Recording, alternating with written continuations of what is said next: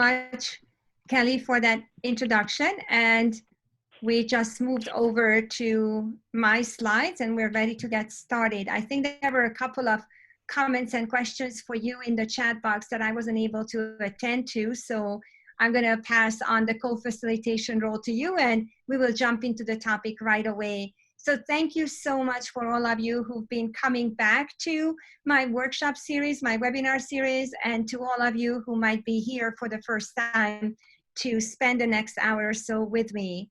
You can reach me by emailing me or following me on Twitter. I respond to every message on every email if you have any further questions. As it was shared in the introduction and raised in Hungary, and here are a few lovely images for you to consider once we can travel again to visit that part of the world. But fast forward, after my ESL, EFL, and other teaching experiences, I became a professor at Molloy College. And here's my 15-second commercial. If you're interested in the EDD program, please email me. We focus on social justice and equity. And as Kelly mentioned, I have published extensively, but mainly so extensively because I try to live and firmly believe in collaboration and working together with others, co-authoring with others. Here is a short selection of my publications. But today, I'm going to be talking to you about a topic that became very dear to my heart when I first started my education in the United States, and I attended classes at the New School in Manhattan. And this was one of the very first courses I ever took. The very first college paper that I ever wrote in the United States was about authentic learning. And then I've never published on this really extensively after that. But I'm very passionate about it because, especially in a time of crisis, especially under these remote learning conditions that we have lived through, and we don't know what we're going into in the fall, we have to keep this notion of authentic learning, authentic teaching at the forefront, whatever happens in the fall. So here is my agenda for today. Those of you who've been with me before, you know that this is my preferred structure, which is starting out with a highly interactive Zoom presentation. So please keep your finger on the mouse because you're going to be typing in and responding multiple times. Then I will set up breakout rooms for you to have a discussion with your colleagues. This time there will be choices. This is the link to the Padlet where the PowerPoint, the recording, and everything related to today will be. But you don't need to write it down yet. We're going to post it in the chat box when the time comes that you need to go on this Padlet. And I will explain again what it is. Then we'll come back for a continued conversation around this topic with some Q&As and start wrapping up at around 2:55 to see if you have any questions or comments.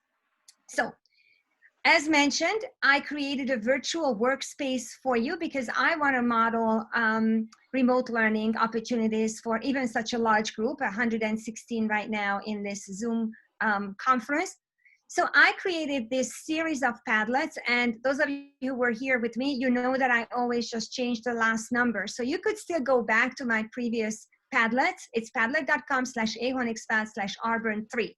This is today's Padlet, and don't go there yet. And the screen is not clickable. This link is going to be in your chat box. And you will have choice tasks. I color-coded them so that you could just jump around and see whatever your group is going to be interested in doing. And then you'll have additional resources, including today's PowerPoint uploaded there after the session. Okay, but let's jump into the first part of the presentation, which is the interactive Zoom conference. So in the chat box, please type in what associations do you have? What word comes to mind when you hear the word authentic? When you heard that there is this workshop coming up and maybe this is what attracted you, seeing that word authentic. And I'm monitoring the group chat here. Real is the word that dominates, but there are many, many really, really good associations that I appreciate seeing there, such as meaningful, practical, honest, genuine, tangible. Just trying to go back because you typed so fast. I wanted to see what went so fast. that I couldn't read all of them, engaging, cultural, fact-based, true. So the honesty, the relevance, the truthfulness and usefulness, as well as the contextualized way of learning keeps coming up. Genuine again, original. Thank you so much. All of the above. You're all correct. So this is a question I want to pose for you. I don't want you to comment, just kind of think about it. In a time of crisis, I think, and many others hopefully agree with me, that we have to be mindful how we are replacing schooling with authentic learning. So my premise here is that, and you could agree or not, you could write in yes or no, it's not always practical or possible or even ethical to take the school directly into the home context, to recreate a typical school day and really stick to it without any flexibility, to teach the same way as before. And the last one is really big, but not part of this presentation, maybe we could do something about that in the future, is to assess and grade the same way as before. I'm getting a lot of agreements with this.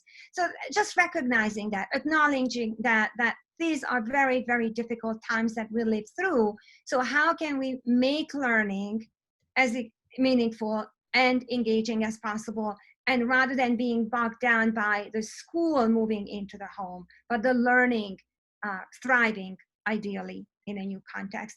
So one answer that really caught my eyes, and as you could see, it's hyperlinked again. You can click on it, but you will be able to see all of this under the additional resources column on the Padlet. Simone Kern tweeted on March 18th that really caught my attention. She said, recreating schools at home passes up a golden opportunity to engage kids in authentic, self-directed learning. And this part about the self-directed piece that caught my attention, we want our English learners, even though we scaffold a lot, we support them, we create such a welcoming, supportive environment for them in the classroom. How can we do that in the a remote learning context when at the same time we have to simply honor the new context in which a lot of the learning is going to be on them?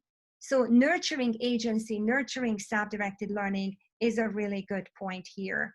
So learning is happening everywhere. When you see all of these student responses, this is actually my own child, so that I didn't have to ask permission from anybody else except from him. So when one day Teach Me Tuesday popped up on Seesaw, this is what he answered to the question, what is something you can teach the teacher? And he wrote, something I could teach the teacher is how to play hockey. So, and then that's when I started thinking about this workshop. This was way back in March, that how can we acknowledge and honor authentic learning? How can we capitalize on it? What can replace worksheets? And now Mrs. H, mom is talking. How can we replace the endless worksheets and the endless Zoom meetings? Of course, here's one more that you're participating in today, with something else. So write in the chat box, what can we do? What have you done? When you wanted to just upload one more worksheet or maybe one more Zoom meeting, but you might have thought of something else. What can be done? What can we capitalize on? How could we recognize that learning is happening everywhere? So I'm seeing a couple of ideas coming in, scavenger hunts using Flipgrid, project-based learning, discussion boards, Flipgrid, authentic guest speakers, very good virtual field trips. Flipgrid is a real favorite, and scavenger hunts are coming back, drawing and painting, artistic experiences. All right, wonderful, wonderful, very, very good. Games, game-like activities. Beautiful. Thank you so much. Choice board. We're bringing back some of these things that we have already had before. We had Kahoot before. We had Nearpod. We had Flipgrid. So some of these technology tools were part of our instruction before, but now it seems like they just came front and center as meaningful ways to interact with the material and with each other. Okay, so learning is happening everywhere, again, all the time, in the living room, in the kitchen, in the basement, in the backyard, on the street, online, and in the minds of our students. Here's another student response. I built a tissue box sand castle. So where does learning happen? Where did you notice that unintentionally, maybe even unplanned learning happening someplace? Do you have any examples of that you'd like to share in the chat box? Grocery store, oh yeah, just our basic needs. Current events, love it, Kristen, absolutely. Through play, everywhere, outside, inside, sparking a memory, yes, in the minds of our students. Thank you so much. The newspaper, kitchen, playground, you're sharing with me some really, really important places that all of a sudden, the students had more access to it, family times. Thank you for that. Home, nature, outside, inside. So all of a sudden, because we restructured the way the school day looks, well, Nazia, love it, chores at home, siblings and parents, all of a sudden the students have maybe a little bit more time, more opportunity to discover learning in these contexts. Yes, thank you so much.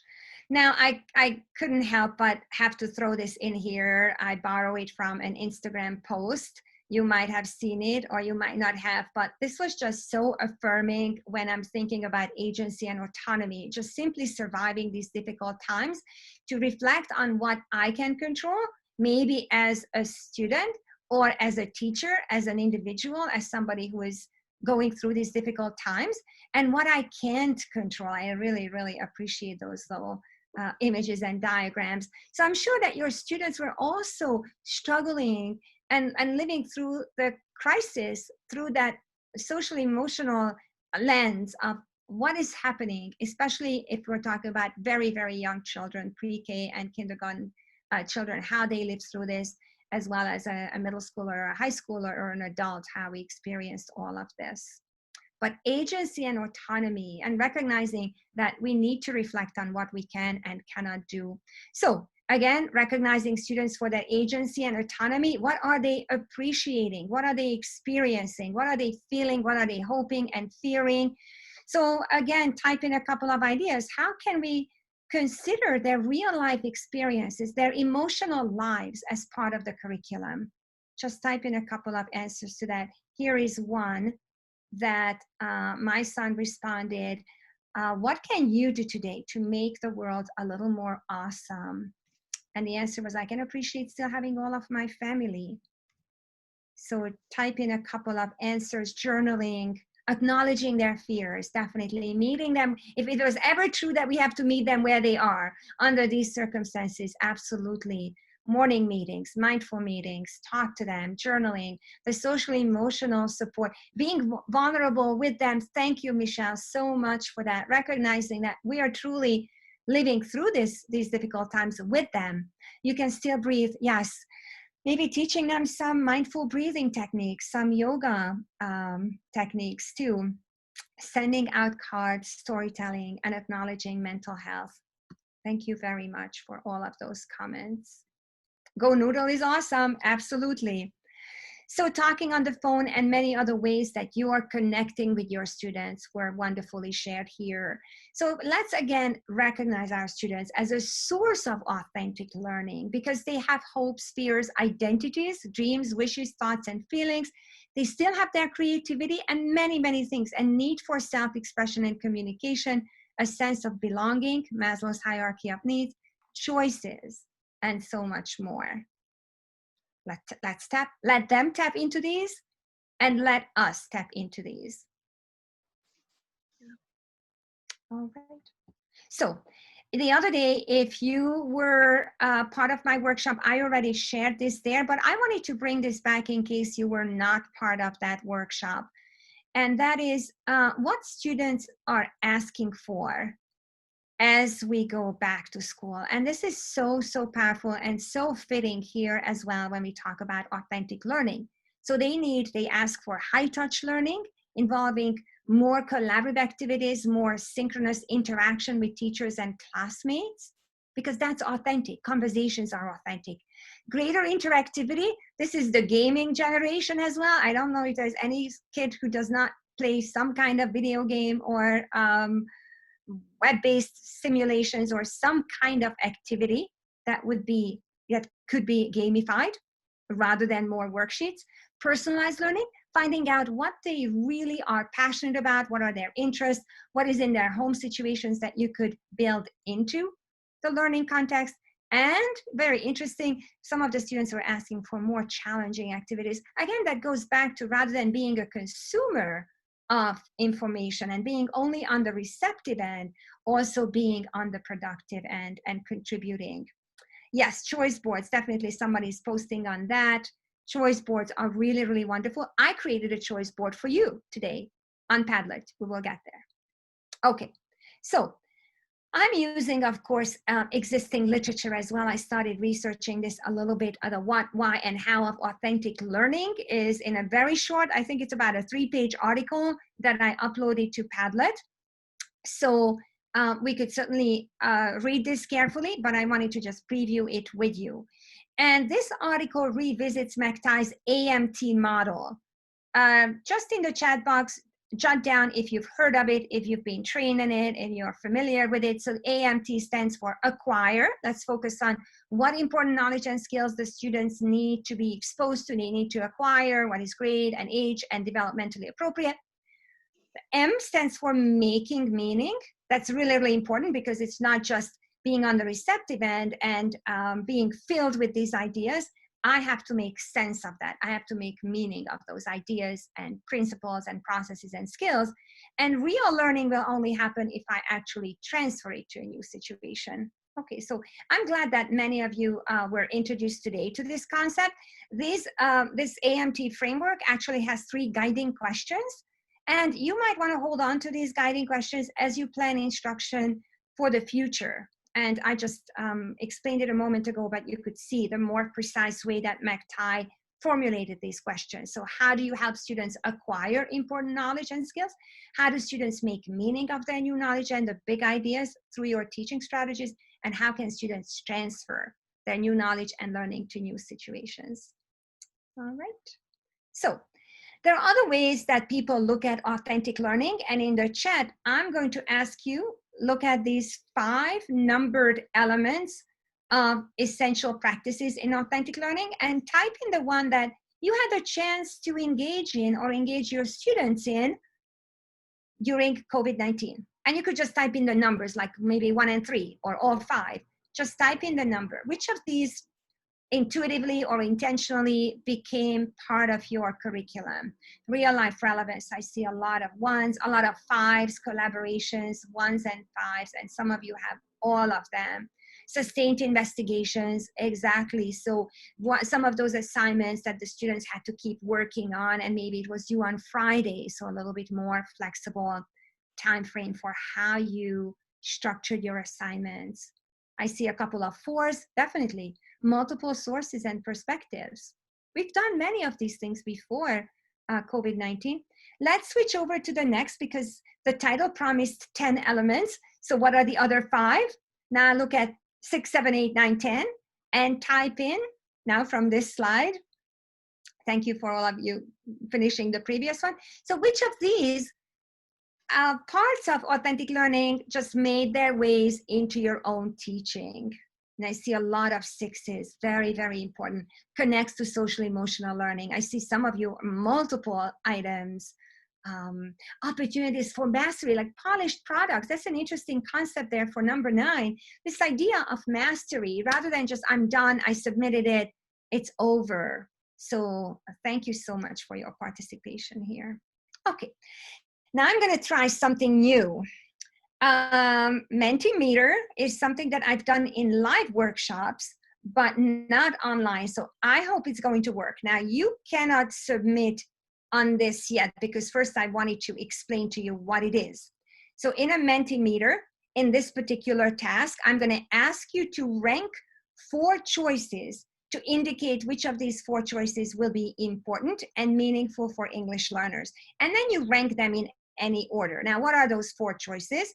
I wanted to preview them with you. The 4 choices are creating authentic context, authentic processes, tools, and tasks. That's number 2. Focusing on how whatever I learn impacts others and how will impact me. So Kelly, I'm going to need your help. If you could please type into the chat box that link. Oh, you already did it. Fabulous. If you have an iPad or iPhone, you could certainly go to Mentimeter by scanning the QR code on the screen. And let's see what happens when we go there. So I hope it works. I'm hoping as much as you are to make sure that this is going to work for us. So yeah, this is what it looks like. I think, are you still looking at my screen? Kelly, can you type in if my screen moved over to Mentimeter? Is everybody seeing that? Oh, you need the QR code. Okay, so let's go back to the QR code. Here it is. Oh, not yet, almost. Oh, yeah, too many things here. Open.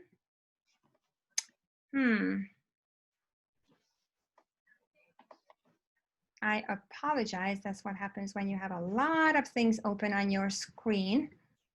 I have to just go to Mentimeter again. And then back to my screen. Here is the QR code. So those of you who need the QR code, you could scan that. Everybody else can click on the Mentimeter.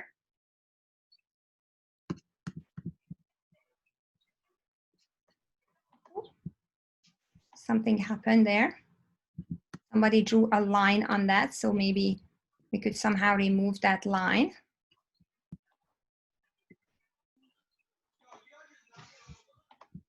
Code, please.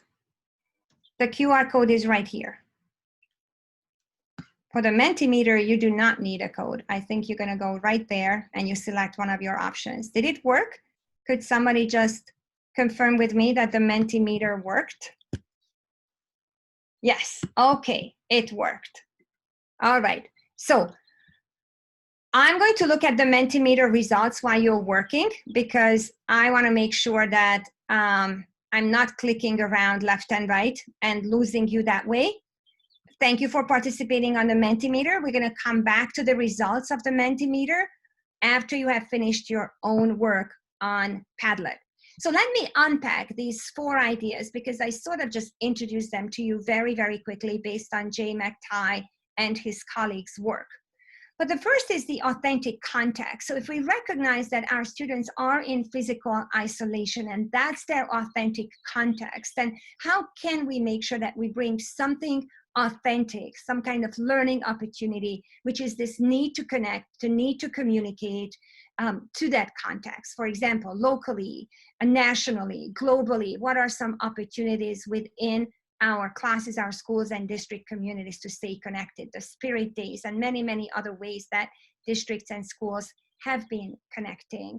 Nationally, for example, the New York Times publishes a visual thinking strategy lesson every single Monday morning, and it's a national lesson plan that everybody can respond to.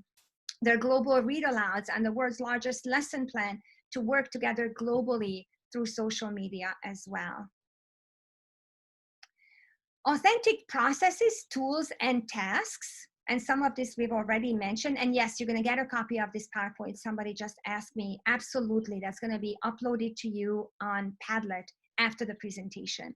So shopping lists, as mundane as that, daily and weekly to-do lists, all kinds of lists of completed tasks. So now I'm thinking of entering and emerging level English learners, wish lists, but also journaling and keeping a learning log, keeping a log or a diary of what is happening, even documenting what's happening in the world is yet another way to think about authentic processes and tasks.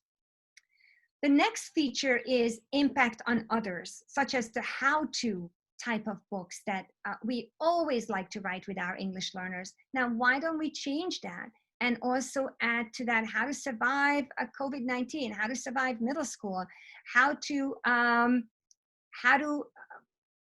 respond to a paragraph frame or an activity where we're recognizing, again, student agency. You're an accomplished dancer, you're an accomplished hockey player, and now you're going to develop a step-by-step guide for others. And impact on self and others connected to songs, games, and stories. Okay, so some of you said that you lost the presentation after the Mentimeter. Kelly, I think those participants who lost it, I think a couple of you are typing in that you lost the presentation. You might have to come, you're still in the presentation because you're typing. So you probably just need to close that window. and then maximize your Zoom window. It probably minimized your Zoom window so you're not viewing it right now. Yes, because if you can't type in, that means you're still with us. Click on the Zoom app. Thank you, Tanya, for helping. Because you can hear me, but you can't see the slides. So it must be the way the windows are open on your screen. So if you could play around with that and minimize some. I'm there in the background. I'm sure it's there somehow. All right. So this notion of how can we speak, write, read, and listen? How can we create a swirling classroom, even when it's no longer a classroom, but it's a virtual or remote learning experience, and at the same time connecting to students' lived experiences, such as the songs, games, stories, and everyday lived experiences that our students have. And impact on self. That's the last one. Recognizing, again, student agency, what they do. For example, just about every child has some kind of collection. What do they collect? What can they do with their collections? How can they go back to something that they cherish that's in their home? They can categorize, organize, label, sort, showcase, take pride in, show and tell about them, read and write about them. So we can create swirling learning experiences around what the students have and what they can do. Some more examples, I think some of you mentioned this earlier, this idea of everyday chores and life events are also part of authentic lived experiences that our students have, and just how many opportunities are there for everything from measuring, reading, writing, obviously, speaking, reading, listening, and measuring and following steps and directions regarding any one of these everyday mundane activities. Arts and crafts.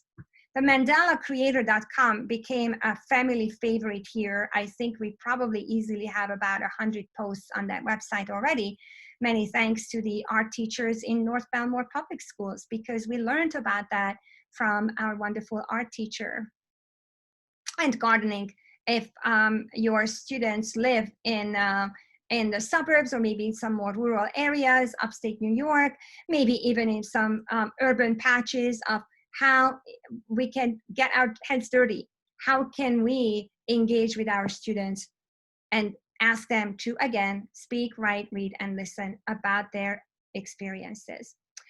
And of course, interest-based activities, passion projects, genius hours, creating art and music and interdisciplinary projects, and engaging in all kinds of creative and problem-solving activities, as well as valuing the time that families spend together. I'm not sure if this is going to work, but again, I'm sharing with you my messy home in the background, as well as my 9-year-old son creating water drums. I hope that this is going to stream for you to hear.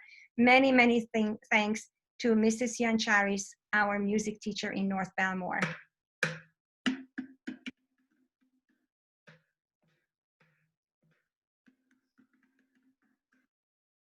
That's it. This was a gigantic family event, and we just had so much fun following directions, watching videos, recreating the water drum construct, and then recording, explaining what is this creation that my son came up with.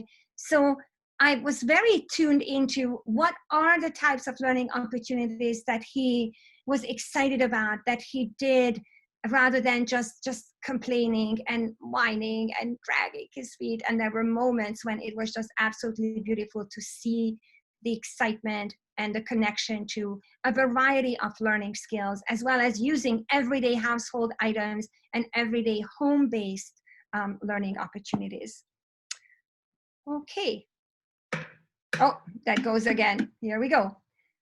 Place-based learning opportunities. This will be introduced on your Padlet. So I wanted to quickly introduce you before we get to the Padlet. So right now, just in the chat box, type in, here is a particular place.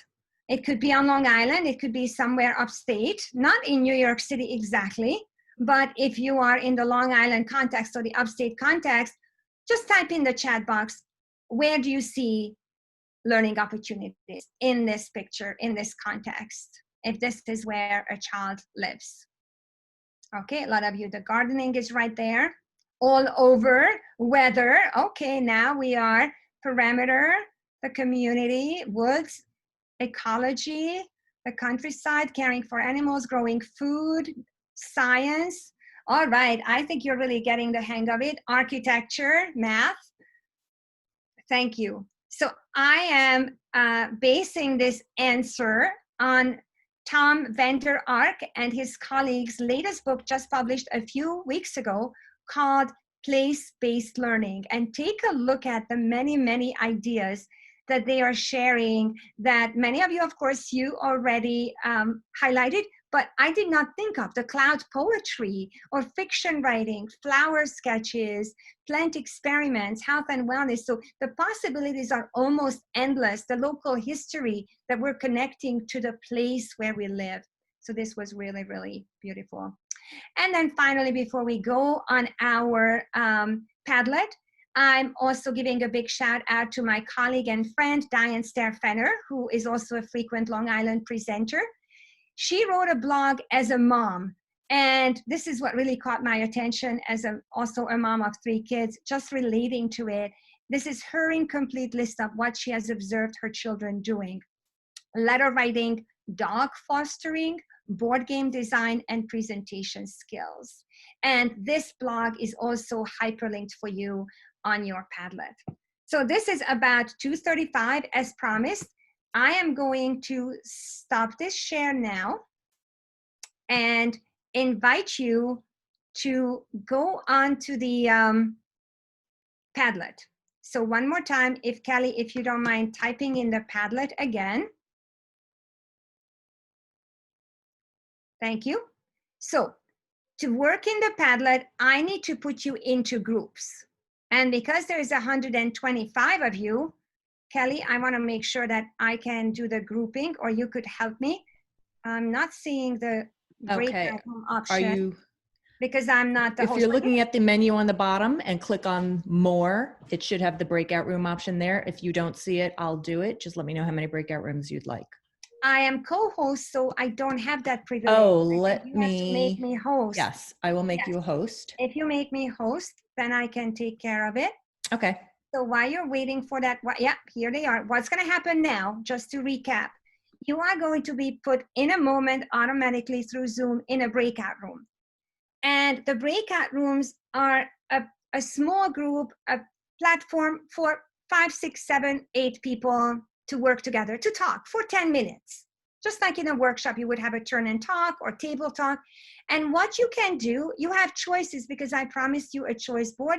And the Padlet link is the choice board. So when you go to that Padlet, you will notice that there are several choices. Your group decides what you want to talk about in the next 10 minutes. And then you will be automatically invited back to the main room, because I'm going to close the breakout room. So you will be literally in 60 seconds kicked out of there. That's how it works.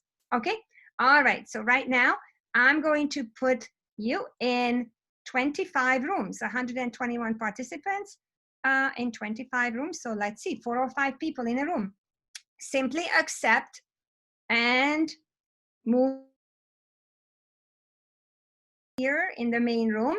And as promised, I am reporting back to you what you indicated in your ranking assignment on menti.com, the Mentimeter assignment that we did earlier.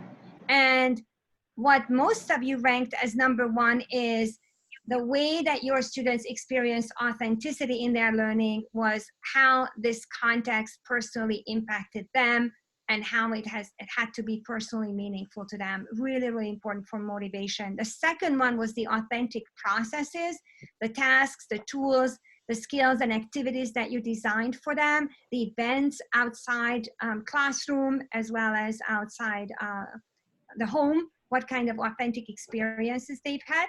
The next one was the authentic context, and the last one was the impact on others, which is really, really difficult to do. If you think about it, it is related to activism, but those how-to books are also connected here. So let's continue. I have a few more things to share with you. I was very happy to find this on the New Mexico State Education Department website, where I'm going to enlarge it a little bit for you, what it says. Really, really great guidelines about how to design authentic learning in the home setting, whether they have technology connections or not.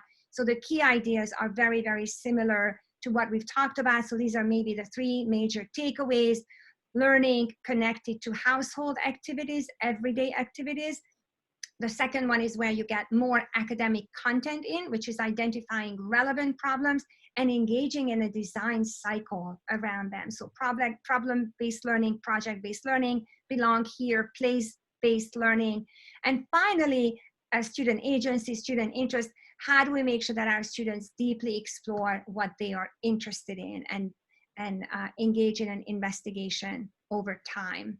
So I wanted to share a couple of more photos with you. I've done it before. These are some of my own examples, as well as examples from my international colleagues. So how to find a connection between the home and science. Here was one task that I enjoyed watching my son engage in, which is a simple machine scavenger hunt. 4th grade, we're talking about 4th grade. Here's another one connecting to science, the types of energy around the home that we could take pictures of and then annotate, label, and write about. This is now from an Idaho co-teaching team who have their co-taught lessons captured on YouTube. And here they talk about connecting learning to the home by measuring, and connecting the home to social studies is watching historical fiction movies together, going on a virtual museum tour, or getting on Google Earth. A couple of shout outs for you from for educators on Long Island and beyond. This is Kelsey, who has one assignment about, in my opinion, I think I see more information in at-home learning or in-school learning, because could not have been more authentic, just asking the students to reflect on their remote learning experiences, writing about what the students know best, what do they do at home, again from Kelsey and Adele. Now I'm taking you to Vietnam. Tan Huynh created this wonderful year of reading reflection tool, a diagram that invites students to reflect on their literacy lives. What did they read at the beginning of the year, and what are they reading now? Here's another absolutely beautiful, if you've seen it on Twitter or elsewhere, very, very powerful experience that went viral from South Korea. An art teacher in the first picture created a virtual learning portrait, asking her students to surround themselves with objects that are really, really important to survive. And these are the virtual learning portraits that they created. Another very recent post just a few days ago, Michelle, my friend from Canada, who created virtual yearbooks with her English learners and asked them to contribute to that. And that brings us to the end, and we have about 7 or 8 minutes for questions and for wrap up. So I'm going to ask you to go back into your chat box and add some questions and comments. You could address them to everyone or to me. So I'm looking forward to your comments, your feedback, your questions.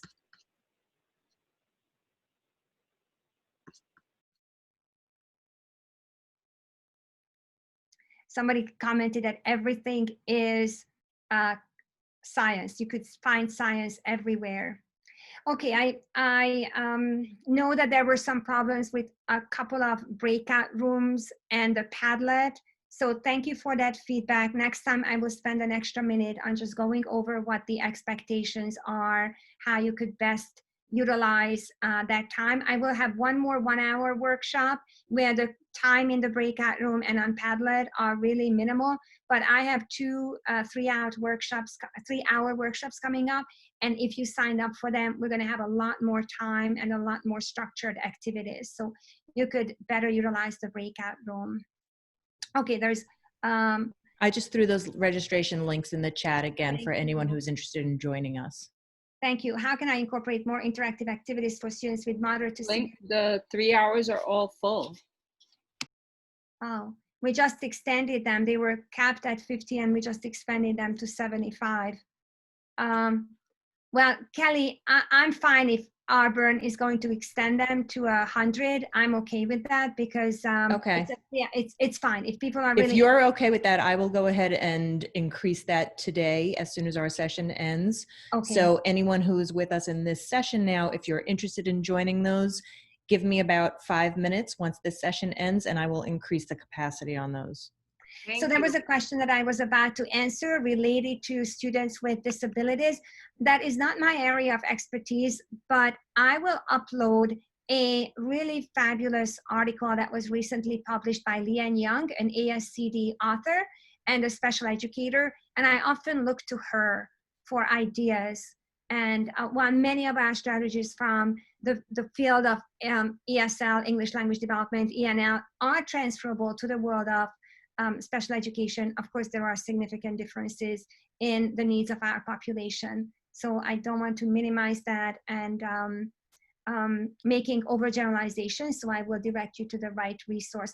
But if you think about it, authentic learning and connecting to students' lived experiences and lives and interests and what they can do, that's our philosophy in the field of English language learners, is that we meet our students where they are, which overlaps with what is happening in the field of special education as well. So meeting them where they are and hooking them and connecting them to authentic learning.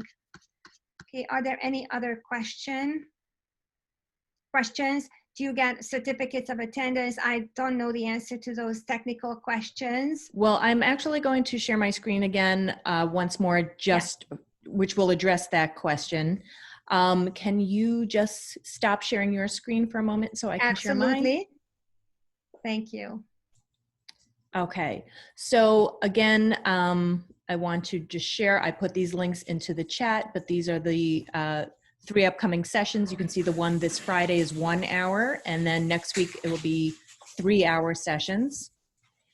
But when you are done here today, we ask that you return to my learning plan, where you can fill out an evaluation for today's session, because we rely on your feedback in designing and identifying topics for future sessions.